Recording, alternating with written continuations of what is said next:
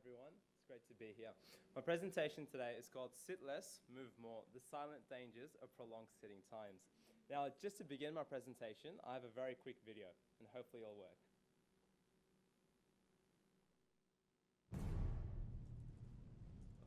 Hey, Street, what'd you lose your chair or something? Oh, no. No, this is just a standing desk. Why, what do you use for body support?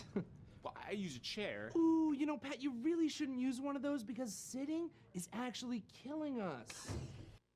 And that's what I'm here to talk about today, that sitting is actually killing us. Now, I want you to consider this graph. Now, let's just say in the course of a 24 hours, which we might consider to be a good day, you get 1 hour of exercise, you get 8 hours of sleep, which let's be honest, a lot of us probably don't, and you have a good diet. The question here is, where are the rest of the 15 hours going? Or where's the bulk of the day going?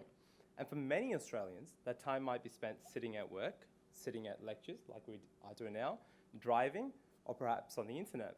And what does that have in common? What it has in common is a lot of prolonged sitting. And you might ask, well, what's the issue? I got a good hour of exercise in, I got adequate sleep, and I had a good diet. Why should we care? Well, we should care because people who spend more time sitting are more likely to die. And this is due to the numerous impacts on cardiovascular health, such as higher cholesterol, higher triglycerides, and higher blood sugar levels. Now, for us, the most important question is, well, how does this fit into an Australian population health context, and why does it matter? As I'll talk about shortly, prolonged sitting is now a proven risk factor for key national health priority areas, including cardiovascular health, diabetes, and obesity. Now, I'm going to reflect on two particular public health competencies which I looked into further. The first of which is advocating for action to respond to public health problems. Now, before we can advocate for change, we need to establish that prolonged sitting is a genuine public health problem. And in the interest of time, so there's been numerous studies that have come out now addressing the issue of prolonged sitting and its dangers. But in the interest of time, I'm going to look at some of the biggest studies that have been done and some of the key lessons from that. So the first study is a study that was done at Sydney University recently in 2012, which looked at sitting time and all-cause mortality in over 200,000 Australian adults aged greater than 45. And amongst others, one of the key findings was that men and women who sat for greater than 11 hours or more a day had up to a 40% greater risk of premature death compared to those who sat for less than 4 hours per day, adjusting for other factors. They concluded that prolonged sitting was a risk factor for all-cause mortality independent of physical activity. And that last point, independent of physical activity, is something we should keep in mind. A similar study conducted in Canada of 17,000 Canadians aged from 18 to 90 years, so it's quite widely encompassing of age group, which was followed up for 12 years, once again found that there is a dose-response association between sitting time and mortality from all causes and cardiovascular disease, independent of leisure time physical activity. And with a dose-response association, in essence, what they found in their study was that the more you sat, simply, the worse it was for you. Another study conducted in the United States followed close to 69,000 women for over 6 years and explored the relationship between sedentary behaviors and the incidence of type 2 diabetes and obesity. One of the key findings was that each 2-hour daily increment in sitting at work was associated with a 7% increase in diabetes and a 5% increase in obesity. And much similar to the previous studies that I've showed you, it concluded that independent of exercise levels, sedentary behaviors were associated with a significantly elevated risk in type 2 diabetes and obesity. Now let's have a look at the current Australian Heart Foundation advice. They say that adults who sit less throughout the day have a lower risk of early death, particularly from cardiovascular disease. We recommend that adults aim to reduce their overall sitting times. However, there's an acknowledgement that there are no current public health guidelines, and this was strongly emphasized in all the studies that I came across, that we don't have specific guidelines regarding how much we should or we shouldn't sit. So, from a public health perspective, two things become very clear. Firstly, it's that encouraging daily physical activity alone is simply not enough. And number two, we must look at decreasing total sitting times. Now, the second public health competency that I'm going to talk about is in terms of developing a health promotion project. And this is something that we undertook as part of our initial project, where we looked at how we could address this problem with a public health intervention. So we decided we'll start small, and we decided to have an intervention aimed at medical students at university. And you might ask, well, why medical students? Well, the key reason for this was that as medical students, we found in our own experience that we were A, sitting for very long periods of time, especially during continuous stretches of lectures, and B, is the fact that many of us are still completely unaware of this particular risk of prolonged sitting. So we thought we could intervene with a public health promotion project in 2 steps. Step 1 was to raise awareness of the dangers of prolonged sitting to students as well as to staff. Now, like any public health campaign, if your target population doesn't appreciate the risks and dangers with a particular lifestyle or an action, undertaking that campaign can be quite futile. And we thought there could be numerous ways in which we could try and raise awareness, one of which was through the use of novel and creative posters, such as the one I'm about to show you. These are posters which are engaging, they're creative, and they don't overload someone with information. So these are things that you can have in office spaces, in lecture theatres, or in libraries, anywhere where people sit for very long periods of time. Step 2 was help facilitate change through university policy and practice, and we consider this to be probably the most powerful driver for change in our project. So we thought about simple yet powerful methods that we could use to have change, such as lecture scheduling. For example, changing lectures from one place to another. So in essence, you're getting students on the break of every hour to move from one place to another. Another one was getting staff involved, so that every time a new lecturer comes in, they encourage people to get up and to move. We can make available more things such as standing desks and workstations, which are becoming increasingly more available now, as well as thinking about other ideas such as free copies of software that you can now get, which students can install on their laptops, and they can detect how long someone's been sitting, and they encourage people to break that time up, as well as showing simple videos and what they can do. So really what we're looking at are intervening with simple and feasible things that can eventually have quite a significant impact in the long run.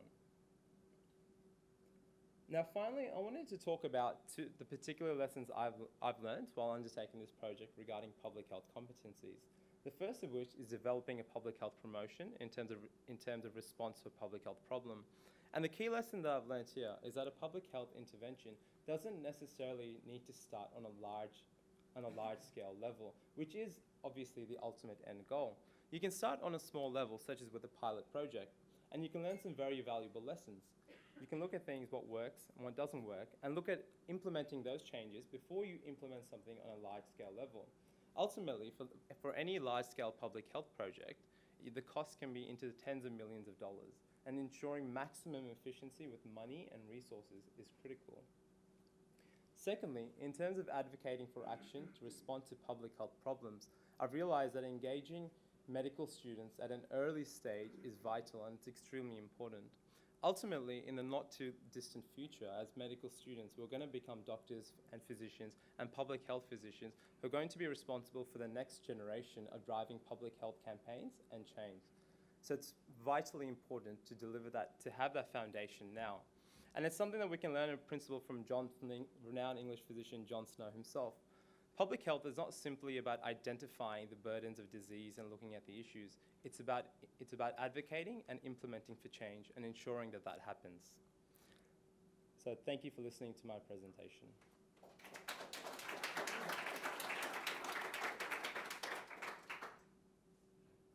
And on that note, I might just ask you all just to stand up, just for a little while, shake your legs about, and then we'll have some questions for Shahab.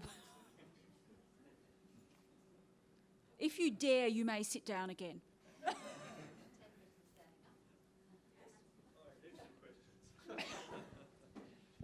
It's a really stimulating presentation, thanks, and a great topic. Did you have any thoughts about the way we measure physical activity in Australia or New Zealand based on it's a really vexed issue? Yeah, sure. And whether we should be pushing more for measurement of sedentariness and how would you trigger the development of a guideline if we did? Sure. I think that's a good question because in some of the studies that I've looked at, that's been an issue. It's been the consistency in terms of sedentary behaviour, and there hasn't been any. So I think we need to start off by having clear-cut guidelines, having things that people like, however we choose to intervene. But you can have things such as a novel use of things like accelerometers, for example, that some people use in the studies.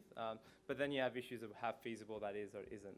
I think it'd be good maybe to encourage people, like they do in most surveys, is to make a note, like a diary of how long they have sat for or they haven't sat for, or what's the longest period of time that they went without moving. So things like that. And I think implementing on a small level before we start going on a national scale, I think is really important. Do we have any other questions? It's not so much a question as a suggestion that it's, I think, known that fertility in males is reduced by sitting. So maybe that's something to consider. Yeah, that could be great, actually. A motivational campaign.